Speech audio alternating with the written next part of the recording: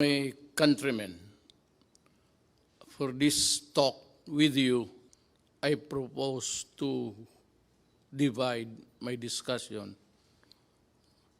The first is I must read the report of the interagency. Kailangan malaman ninyo na ang lahat na ito ay galing ho sa task force na binuo para lang ito sa COVID. But there are things which are not included here or needs to be expounded more thoroughly.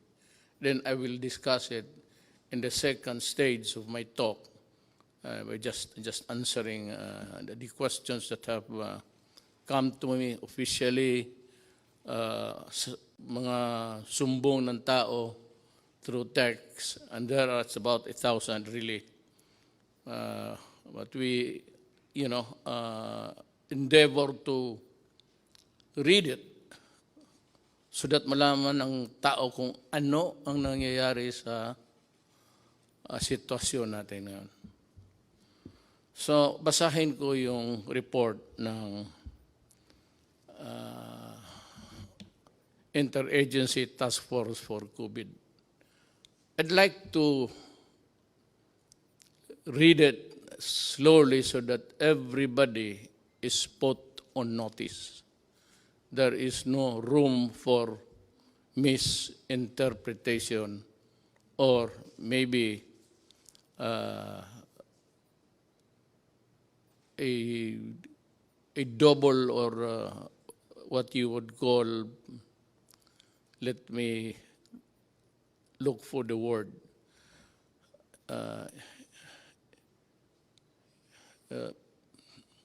I forget, but I'm sure it will come back to me.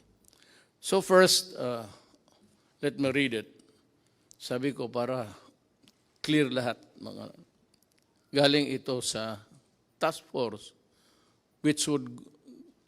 whose actions would govern the behavior of government, pati ako. Ako the president, so it goes to me, then it goes down to the critical persons involved here. And it is Secretary of Defense Lorenzana and Secretary Anyo of the DILG. Then also critical as the mga manager sa ating economy, pati yung nag-i-implement sa actual distribution. Binigay ko kay General Bautista. Retired na yan sila lahat, all civilians. But I have to have the critical mind of a military sa itong pera. Pag marami yan, pati ako kaya ko yung intindihin about the economy, but yung implementasyon at pagpaunawa kung paano ito gawin, I have faith in these three guys, and I would like them to proceed in a manner that they were trained to act and think, and that is a military trained mind. Our resources through the Bayanihan Heal as One Law has been mobilized, implemented. Yung iba nakatanggap na, yung iba wala pa. So as I go along, try to understand what I'm saying. I am reiterating that our most vulnerable citizens, especially the poorest of the poor, must receive the government's assistance immediately o hindi patayan sa gutom. Alam ko na we cannot just focus or zero in itong the poorest of the poor. It's actually it has bloomed into something ginagamit sa politika, mga politiko na will go for the poorest of the poor. Pero yan talaga ang totoo. marami ang may gusto.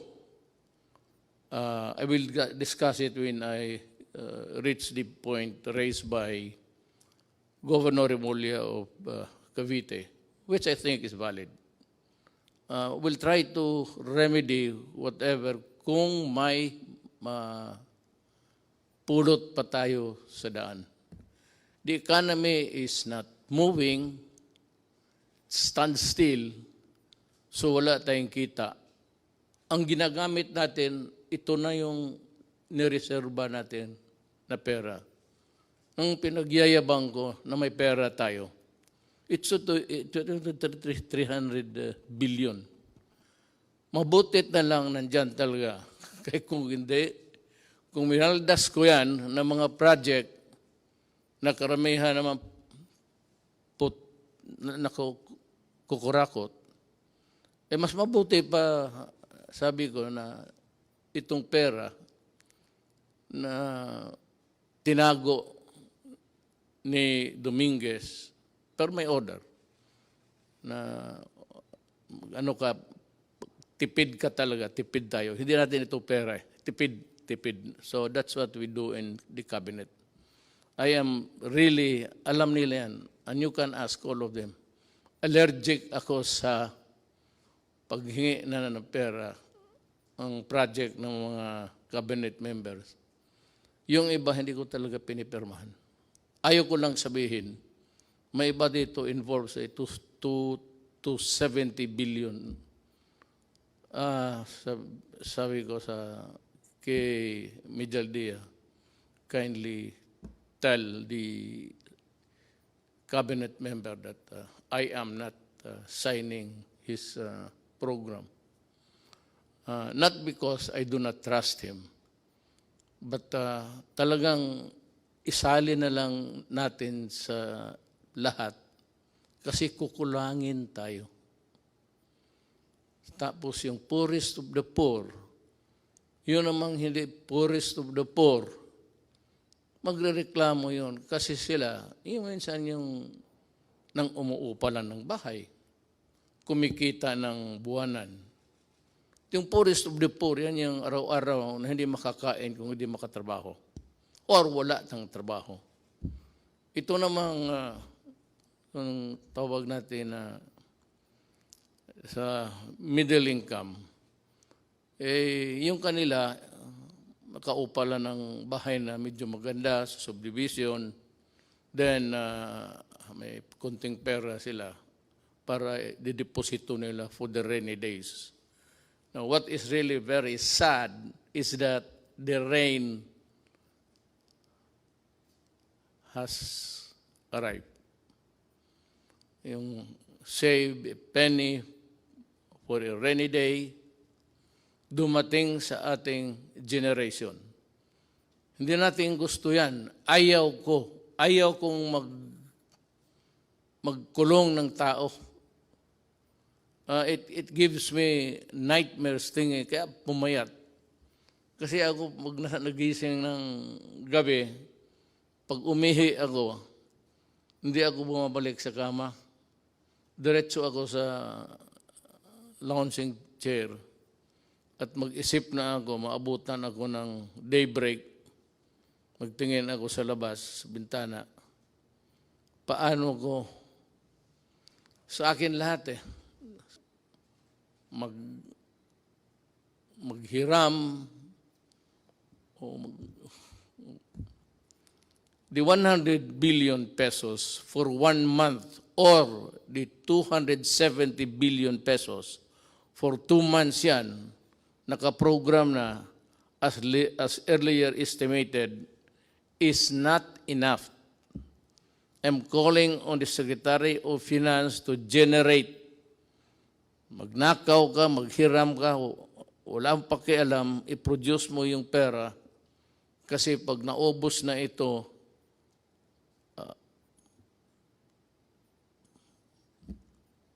hindi ko malaman. Itong COVID na ito talaga yung tunay na at the start sinabi ko sa inyo. Bantay kayo dito, bantay tayo. Talagang yayarain na itong COVID na to. It might not really cripple a country, but it will, of course, cause a sadness and fear kung paano tayo makaraos dito. We are exploring options to adjust our budget. Yung budget na yung earlier na budget, wala pa yung COVID.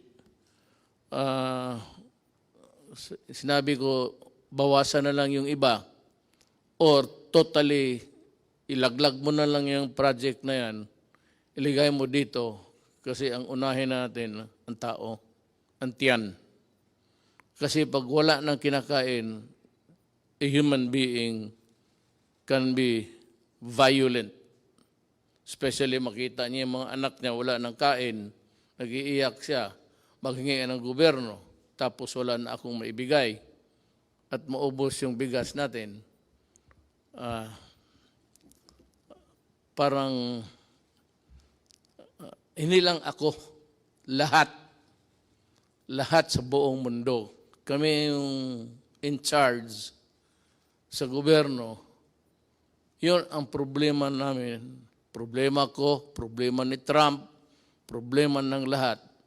Kasi yung economy nila, pareho man tayo lahat. Walang kita.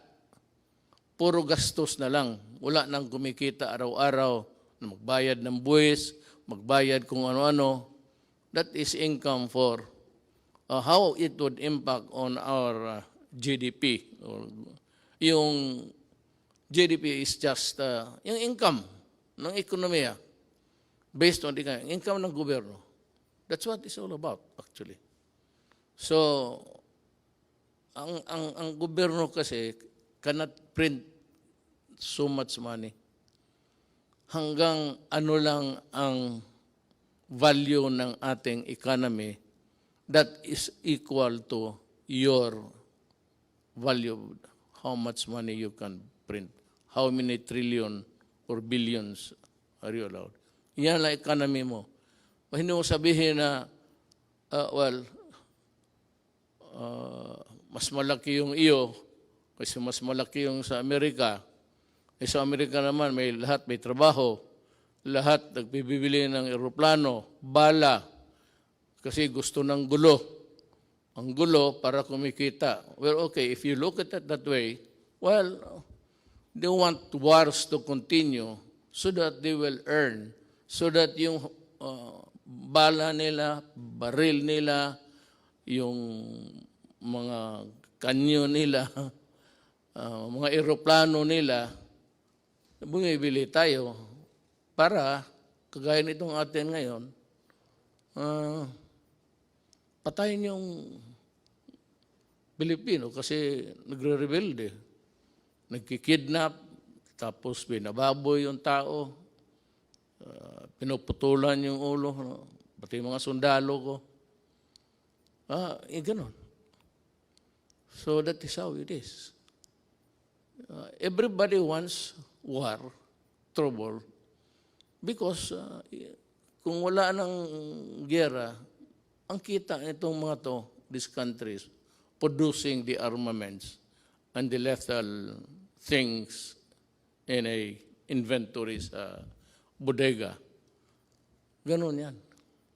Isipin mo na lang kung wala ng gulo. Sino magbili ng bala? Sino magbili ng baril? Yan ang isi-share ko, yung nalaman ko lang. The little knowledge that I have. I'm sharing it with you. I may need more minutes or hours to talk with you. But at least kung makinig kayo, you'd be able to understand even my paradigm, ang paningin ko sa buhay. At ang paningin ko kung saan ako tatagal. Saan ako pupwesto dito. Once again, I am asking the utmost cooperation of the public in these trying times. Let us see the needs of our poor brothers and sisters who are hit most by the pandemic. You know, lahat tatamaan ito. Kaya sa lahat ng bansa sa mundo, isang order lang, pasok kayo sa bahay, huwag kayong lumabas kung ayaw ninyong mahawa. But for those people, Filipinos, who have to, go out to earn a living sa mga palengke, makikita mo naman, nobody's obeying the order. And,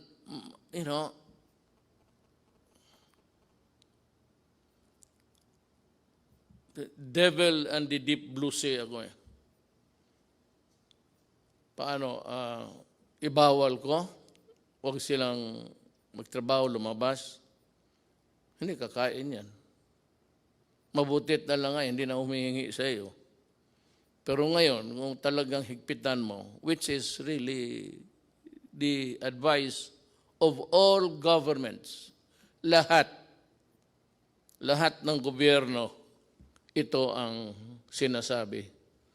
Go inside your house and lock it and do not come out until the pandemic is over. When? I do not know. Ano ba bakit ba itong gobyerno na to hindi niya ma-solve? Ikaw, Duterte, lahat naman ng bunganga mo, hindi matakot yung halos in order patay pati isda. Wala kang magawa nito, hindi mo matakot ang COVID ho is science. Period. The reason why we are ordering you inside the house is also science. Period. Hindi ito kalaban na galing sa it's a goddamn microbe that's crawling all over the world. Sa Amerika, marami na ang patay. Italy, ang France, in one day, or was it Italy? In one day, 500 ang patay. So it's a deadly thing. That is why, huwag kayong lumabas. Kasi, alam mo ito, it's in the air. I hope you were able to see the Japanese expert science, paano mag-transmit. Kung kaharap ka lang ng ganun, dito, less than 10 feet away, then I sneeze, mag-atching, mag-ubo ako. Tapos tinignan nila sa infrared, pinatayin lang yung ilaw, tapos tinignan nila at tapos naglagay sila ng dami. Pag makita natin, nakita ko this morning, early, paano lumilipad yung sumasama sa hangin. Kaya mag-mask kayo. Kasi pag nahigop mo yan, it's in the breath. Lahat naman tayo humihinga. Pag nandiyan ka, less than 10 feet, may hangin, dadalhin yung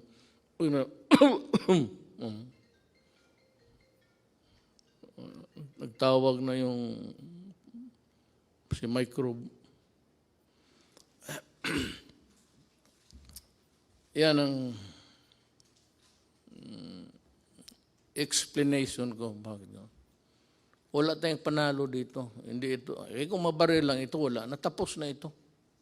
Bigay ko lang sa isang kumpanya na sundalo. Dito, sa likod, maraming sundalo dyan. Hindi, tapos na sana ito. Pati sundalo nito. Kaya nakaawa ako sa mga sundalo at mga pulis. I hope that you understand. Kaya that was the reason why. Nagkatotoo ta prophetic. Dinubli ko yung sweldo nila. At maraming pumalag. Teachers and all, bakit inuna ko? Sabi ko, you know, yung mga pulis pati yung military, utusan yan ang buhay ng bayan. Pag may sunog ang pulis, pag may gulo ang military, pwede silang mamatay. Kaya nga ako, umiinit yung ulo ko. Pag sinabi ng mga, pinuputol yung sabi ko, I said I was laying down the predicate. Alam mo yung mga tao talaga, yung mga opisyal, mga former generals pa, ikakat nilang paglumaban at ang buhay ng pulis or military nasa alanganin, baril kayo at sa ulo mo, kundi aabutan ka. And the classic example was yung sa Caloocan. I think it was about 2 months ago. 8? Or was it last year? Yeah. Nilapitan niya yung adik. May dalang knife. Lumapit ang pulis. Lumapit rin, lumaban. Naunahan pa ang pulis na saksak, patay.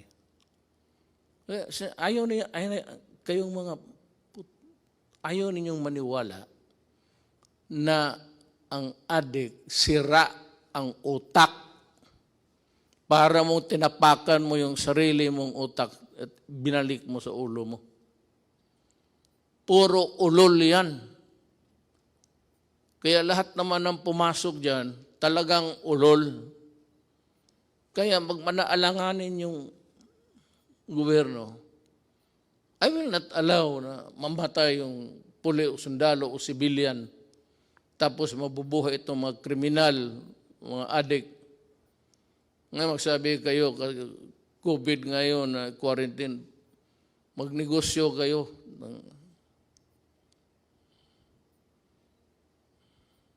Wala nang malagyan eh. Nandiyan naman yung Manila Bay, tapon mo lang. Tataba pang isda dyan, totoo lang. At sasarap. Sinabi ko na sa inyo, huwag. No, ngayon, it's a thing which is, I said, rampaging all throughout our country. And every country for that matter. Huwag ninyong subukan ang gobyerno kasi pati ang gobyerno desperado na. Ako desperado na rin. Sabi ko nga, nakatutok ako sa bintana. Makita ko na lang kaya may tulog ako. Kanina nagising ako mga 3 plus. Pag 2 beses ako before getting to bed, and once, talagang mag-ihi ako 1 beses, umaga. Yung gabi, no, magising ako. Nakatutok ako sa madilim na langit. Well, it's a private thing, but nagdadasal ako.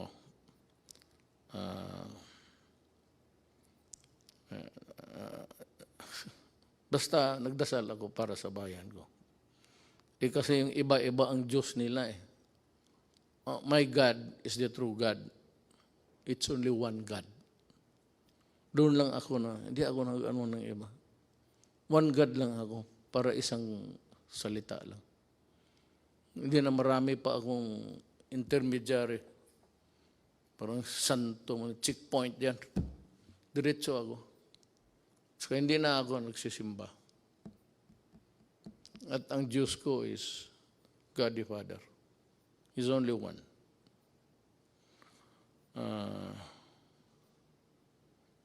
To my fellow, to my brothers and sisters, especially those who have more in life, baka makatulong kayo sa extend ng financial assistance.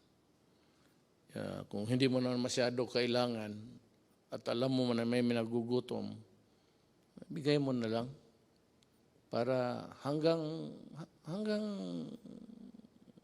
maubos ang may border yan eh. Tulong mo hanggang dyan lang. Ang gobyerno, ganon. I would like to be honest. Ang 100 billion pesos per month, 300 yun. So, ang 100 billion pesos budget or 270 billion pesos for 2 months as they are estimated. Hindi talaga tatagal yan.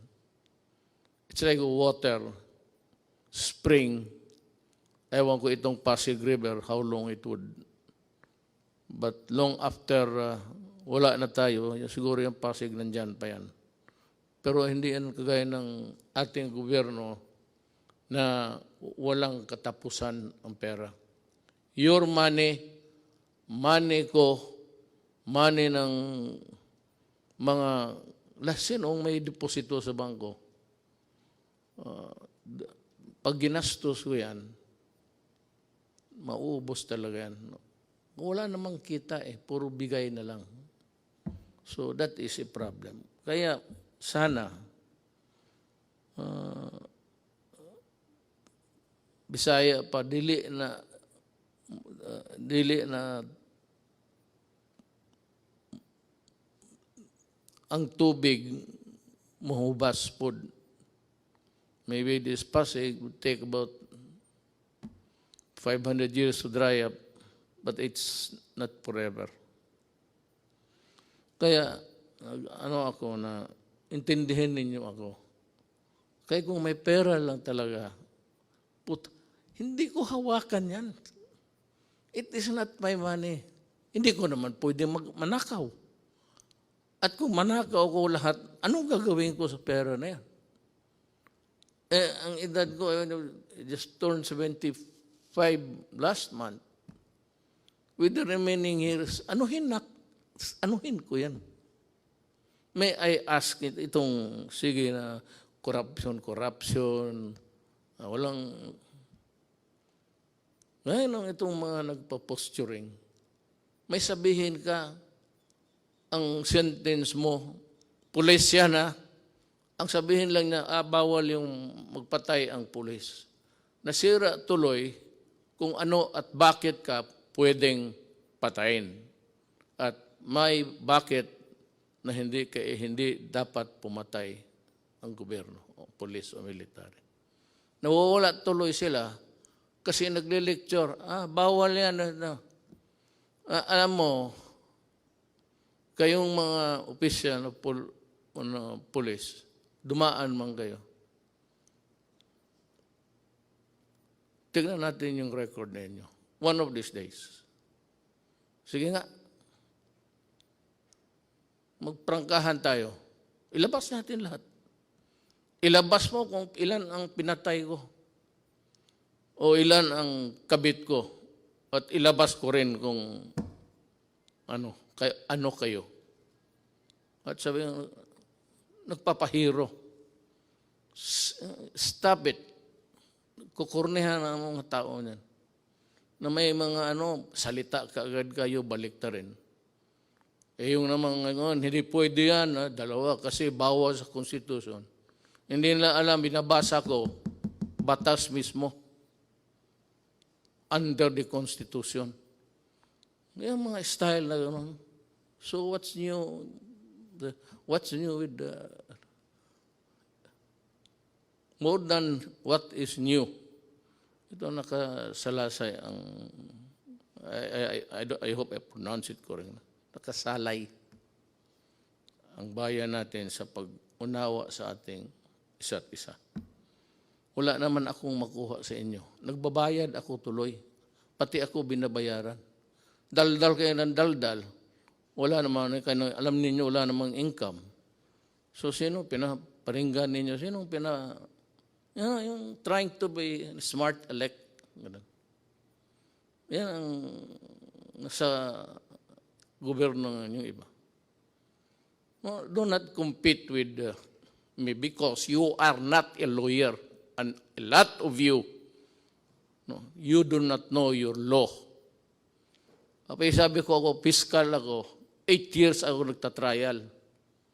Lahat, anong kaso, rape, murder, police, pinatay, police, nagpatay.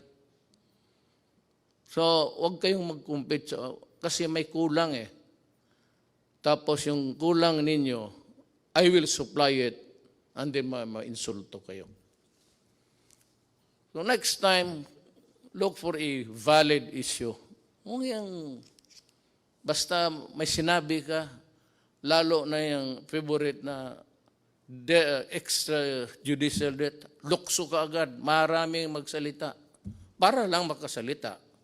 Wala namang ginagawa. At hindi naman nagawa. Nung nandoon kayo. You know?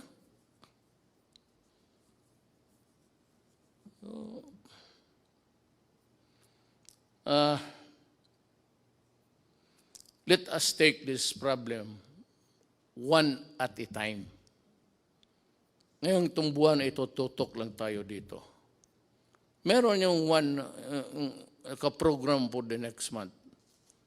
Pero kung gamitin ko yan ngayon at wala akong makuha, sa pagdating ng next month, saan kukuha? Sabihin ng Kongreso, binigyan ka na nga namin ng bilyon-bilyon. Yan ang bilyon-bilyon.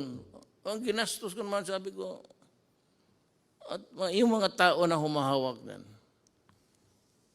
mga military ano yan, military na nakita ko, mayor na may prinsipyo at so, buwan-buwan lang tayo, ha? We are also trying to perfect this. Kung gusto lang natin, pero ang buhay kasi ganun. Gusto ko bigyan yung poorest of the poor, which is the popular cliche o politician. Nandiyan kami sa inyo ka poorest of the poor. Patignan mo kung nandiyan na sa pwesto. Poorest of the poor. Kayong panahon nila, nakita naman ninyo. Anong ginawa? Anong ginawa nila? Nasa gobyerno, itong madadaldal, nasa gobyerno nakita mo. O nagsuporta ng gobyerno na yun. Tingnan mo. Ngayon tapos, may marinig ka na ano dito, nagpapaiwan pa na House Duterte, patayin si Duterte. Pato ito si, narinig, mabutit na lang nandyan si Attorney Pamatong. Sabi niya, dyan sa Facebook ba yan? He declared himself that I am the duly elected President of the Republic of the Philippines and I am ordering the military to arrest Duterte and to, sabi ko, tinanong ako ng staff dyan paglas, anong masabi mo sa sinabi ni Pamatong? Sabi ko, tama siya. Tama talaga siya.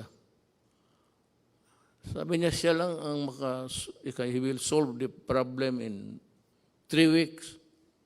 Sabi niya, ang military, kailangan arestuhin because nandito ako ready to solve the pandemic that has struck the entire planet Earth and he will solve the problem. Tama. Kung gano'n na siya, tama, I agree. Kung magpunta siya dito, mag-usap kami.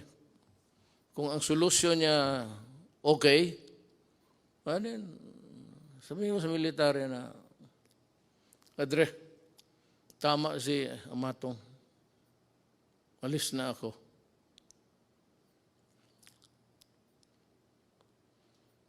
yung private sector, kung makatulong lang kayo. Alam mo bakit? Hindi yung private sector na yung buwanan lang rin ang sweldo pero may bahay, either financing o umuupa sa category. Unfairly though, middle class na yun sila. So sila, sinulatan ako ni Governor John Vic Remulla. He said, among the memo dumating sa akin is, ang humingi nito, among them is Governor John Vic Remulla, who is appealing to include the middle class in their constituency because kailangan rin nila. Ako, I agree. I know the political, economic horizon of the country. At least, nung akin lang, yung maliit kong sabi ko, hindi ako nagyayabang, maliit lang yung akin, how I deal with the problem. Alam ko, at kung maari lang, isali ko sila. But can they be included in the 270 next month? Hindi nga eh. 217, yun yan. 300,000 minus 270. Yan ang maiwan. Kasi, yung sa estimate namin, hindi nga namin sila yung ilan ba dito talaga yung middle class na at yung middle class na floating lang, andun dyan lang. May, just making what's tapos to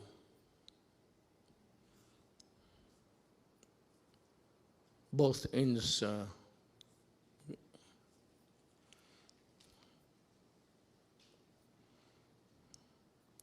alam mo, ang sagot ko kasi dito, sagutin ko na lang. Ang solusyon nito is vaccine. Walang iba. Unless and until the bright boys, the scientific minds can come up with a vaccine or a previous, sabi nila yung sa malaria. I remember yung tatay ko. May tinamaan ng malaria yun eh. Panahon ng gera. Kita ko siya yung mag-shake para talagang parang addict. Ano yung anti-malaria, I remember. But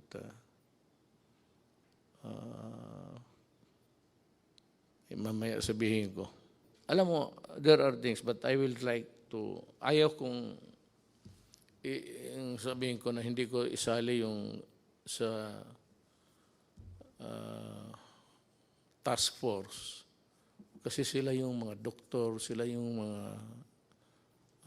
economists, sila yung lahat ng tipon-tipon. Tapos experts ng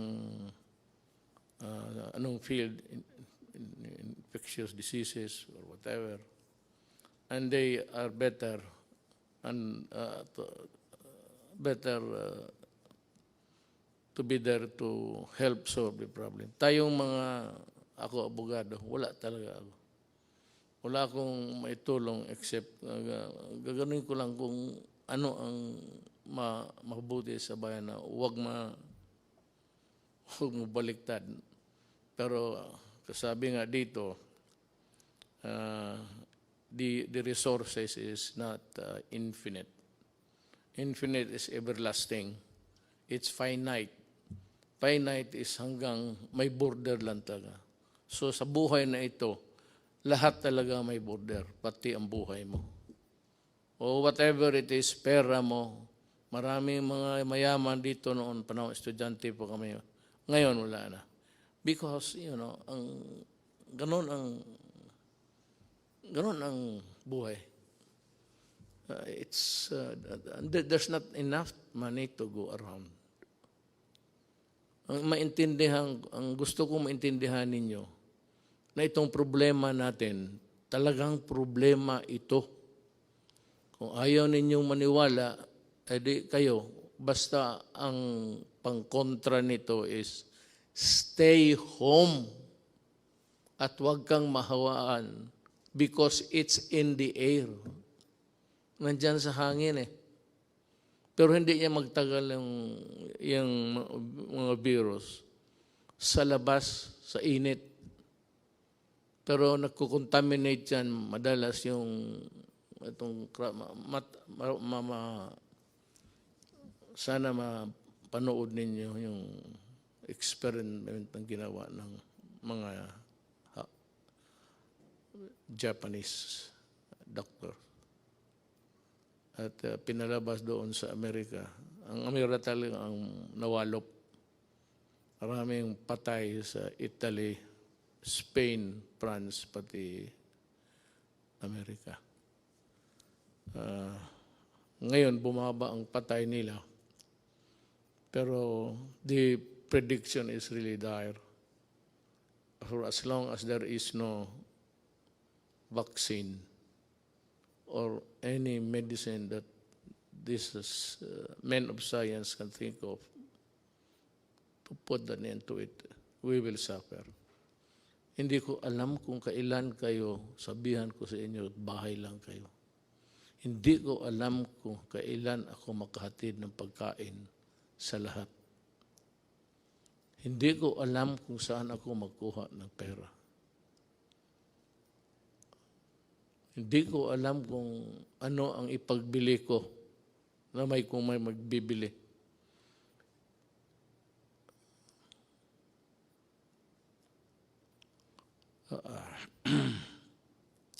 So just stay alert. Makinig tayo sa, hindi ito trabaho ng abogado ha. Trabaho ito ng mga medical experts pati men of science. Hindi, kami, I just happened to be here. I just happened to be here. To my chagrin, maybe. Bakit sa panahon ko tumama itong mas matindi ito sa gira. Walang kalaban eh, hindi mo makita. Kakita mo pati lahat, pati Taliban, takot sila. Lahat. Kasi yung pawis ng sagaran mo yung pawis, yung distance rule, social distancing. Okay, I just say distant rule. Isundin lang ninyo.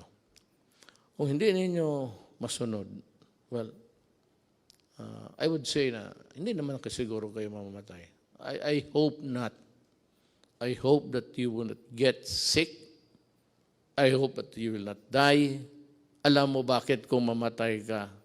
Sabihin ko sa iyo, galing hospital o saan ka clinic, your body can only be handled by people who are fully protected.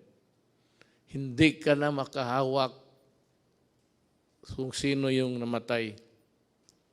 Ayoko nang magbanggit ng ano pa. Basta kung sino yung namatay, hindi mo mahawakan. Balot, diretso yan, tapos diretso sa sunugin crematorium. Hindi ka nga makaburol. You will not be allowed na magburol ka ng isang tao na matay sa COVID. Sunog talaga yan. Kaagad. Ora mismo. Hindi mo na makita. Makita mo na lang sa malayo na yan, kinakarga ng punerarya, car, funeral vehicle. Pero hindi ka na makalapit. Baski mayaman o mahirap. You will not be allowed to go near, touch whatever it's, wala, diretso na. At walang libing yan. Sunog. Kaya I am forced to say this because dapat ninyong what is really at stake. At ano ang, kung hindi kayo magsunod. And as I have explained, it is like a cadena de amor.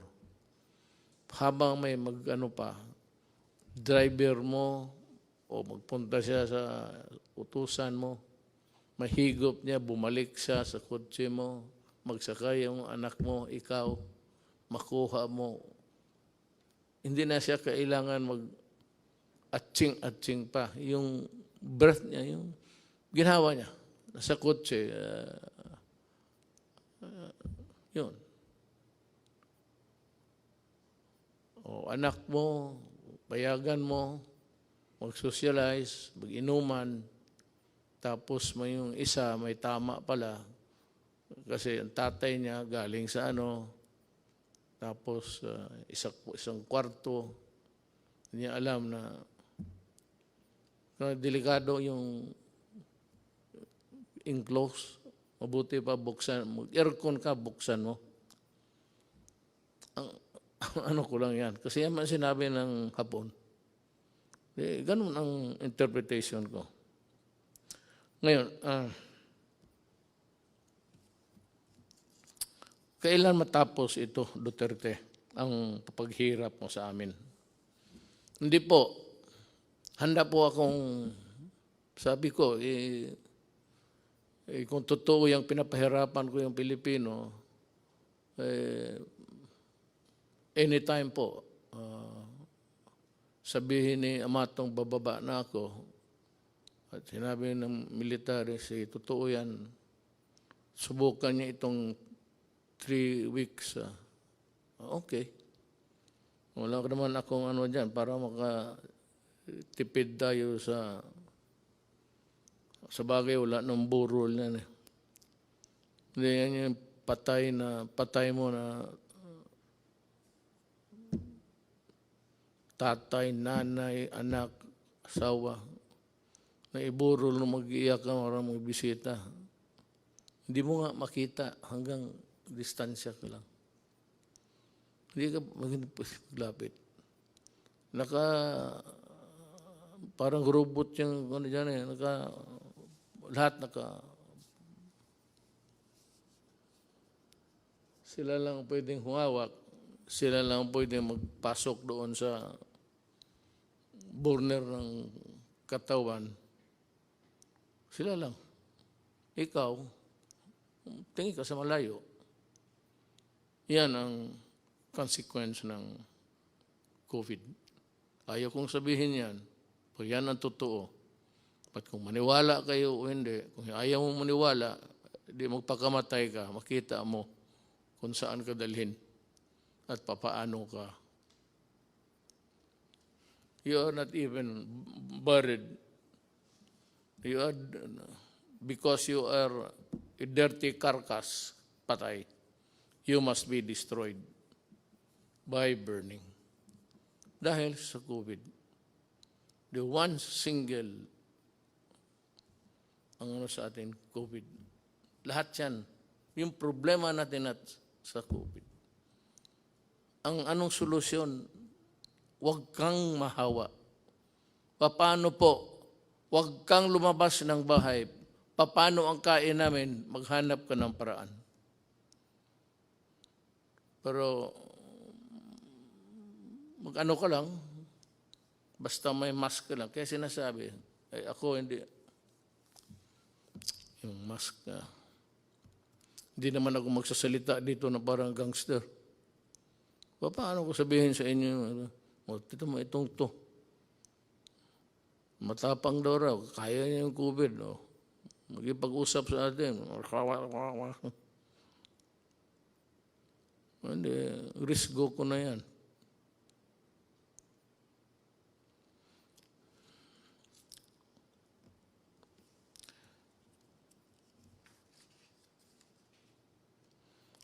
It's this being the Holy Week, I am calling on the nation to come together this Holy Wednesday afternoon and pay tribute to the indomitable spirit of the Filipino and unite in one prayer to God to fight our common enemy. May dagdag, nag-improve ba tayo? I really do not know. How many died today? I have no, hindi ko alam kasi per ora yan eh. Pero sana, well, ang ano lang nito, God is the only one who can really solve the problem for us. Ang tulong ba sa inyo ay sapat? Kayong poorest of the poor at kayong I would say you have to consider us also as poor because yung deposito namin, yung aming pera, may border rin ito, ang bulsa. Hanggang dyan lang ako. Kaya na-discuss ko sa inyo. Pero kung pagkain, may makain ba tayo? Bigas, I will try. Maghanap ako paano ang paraan. The greatest danger dito is doon tayo bumibili sa kanila. Ayoko lang sabihin I do not want to mention the country. But kung sabihin nila, alam mo, sabihin ko magbili pa ako kasi maubos na. Sabihin nila na, sorry, ito, hindi namin alam kung gaano katagal to. Mag-i-reserva lang namin. Maya na pagkatapos sa COVID, pwede kang pabilihan ito.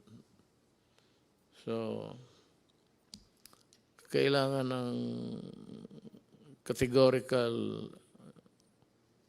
statement from me coming from the Interagency Task Force.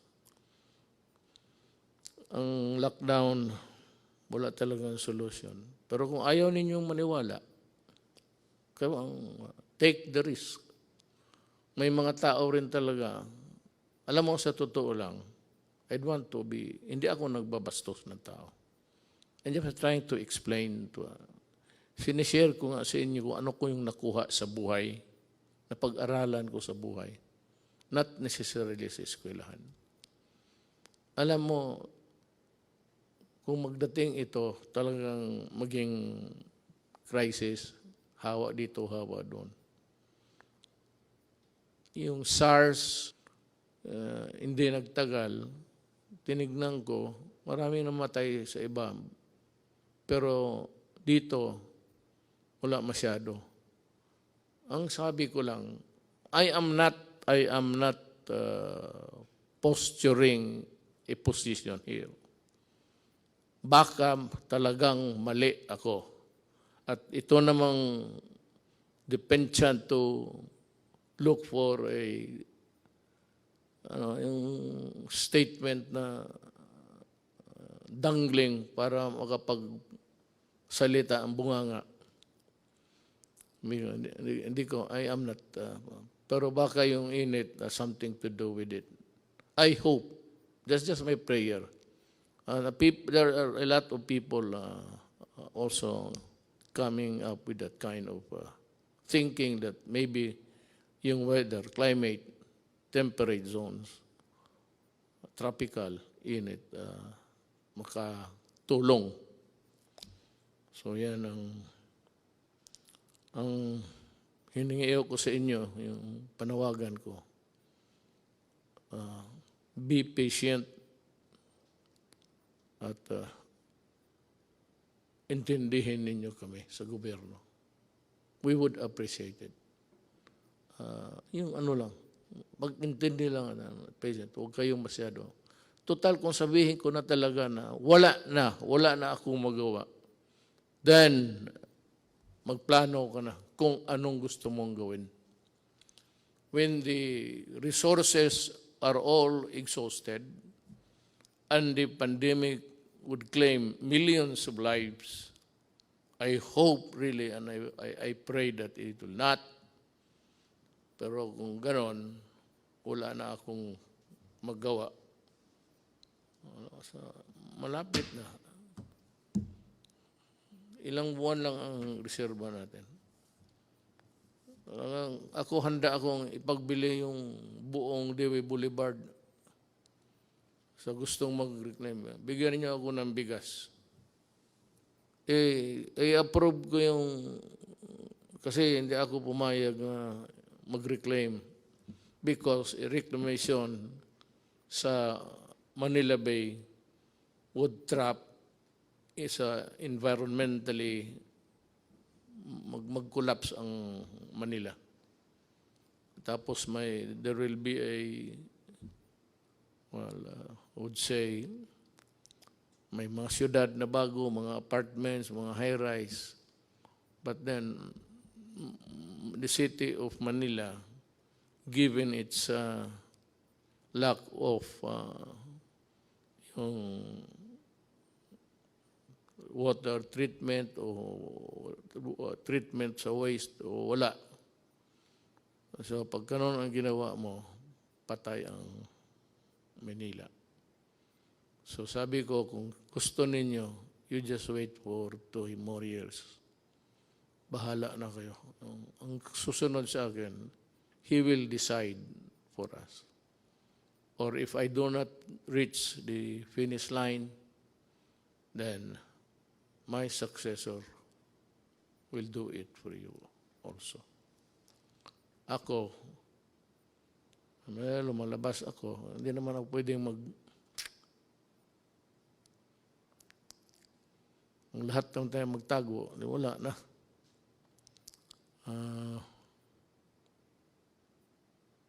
I have also to magsusugal rin ako. If you really want to know, we have discussed it actually, even before this. We are inclined to extend the lockdown up to April 30. Tignan natin after that. In the meantime, magdo-double time kami doon sa tinatawag ninyong middle class. How is it defined or arrived at correctly? We will talk about this. I address myself to the people who have the money now to help, pati yung mga employers. Alam mo, tulungan ninyo ang gobyerno, ang bayan natin. Kasi pag bumagsak ang gobyerno, bagsak kayong lahat. Sabi ko nga, I end this with a prayer. Gusto ko lang masabi rin ang ano nga sa utak ko para maintindihan rin niyo ako. At sana next time I would talk to you, baka mag-improve na ang situation. Whatever be the correction, kung makorek itong, it's an anomaly sa ating buhay sa mundo. May ganun eh. So, if it can be corrected, lahat naman tayo, we only live if it's time. He created the world, planet Earth, and if God wants it ended, so be it. Salamat po.